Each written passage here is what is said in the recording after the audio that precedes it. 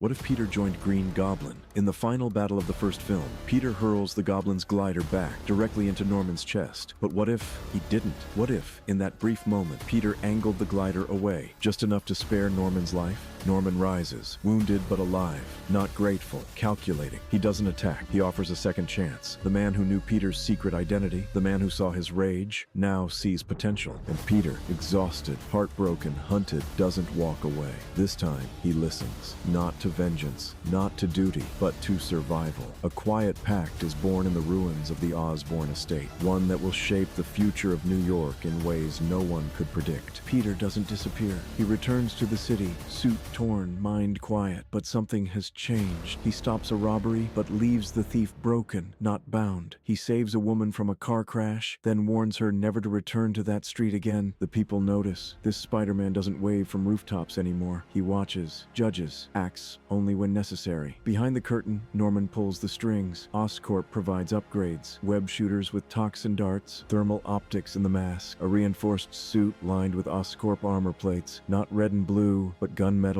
and green. Peter trains in private. He no longer works at the Bugle. He no longer visits Aunt May. MJ reaches out, but there's silence. To the public, Spider-Man is unpredictable. To criminals, he's a shadow. To Norman, he's a weapon. And to Peter, he's not sure anymore where the mask ends and where he begins. Harry watches the news. Spider-Man stopped an armed convoy last night, but the footage shows brutality, not heroism. Criminals left in body casts, a street in flames, and no police in sight. Harry starts connecting dots, Peter's absences, his silence, his sudden detachment after Norman's death. Meanwhile, MJ sees a different change. Peter's eyes are colder. His voice is flat. He doesn't smile anymore, not the way he used to.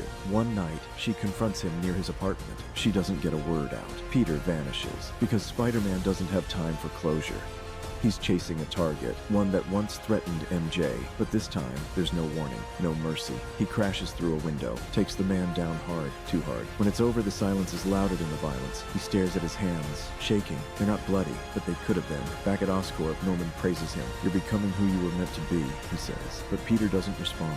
For the first time since their alliance, he wonders if he's still the boy Aunt May raised, or something Norman created from the ruins of his grief. Harry finds the files, hidden deep in Oscorp's servers. Design schematics, training logs, and surveillance of Peter, his best friend, his father's shadow, and Spider-Man. The truth hits like a glider to the chest. Peter didn't just forgive Norman. He joined him. He became him. Harry arms himself. He opens a vault sealed since Norman's fall. Inside, a prototype Goblen suit, smaller, sleeker, built for war, not theatrics. That night, two legacies collide in the skies of Manhattan. Glider versus web. Pumpkin bombs against poison darts. A son defending a memory, a friend corrupted by it. The battle scorches rooftops, shatters windows, cracks concrete. But it's not the violence that breaks Peter. It's the look in Harry's eyes. Disappointment, grief, recognition. "You're not Spider-Man," Harry yells. "You're just another Osborn experiment." Peter hesitates, and in that hesitation, Harry lands the final blow. Not to the body, but to the soul.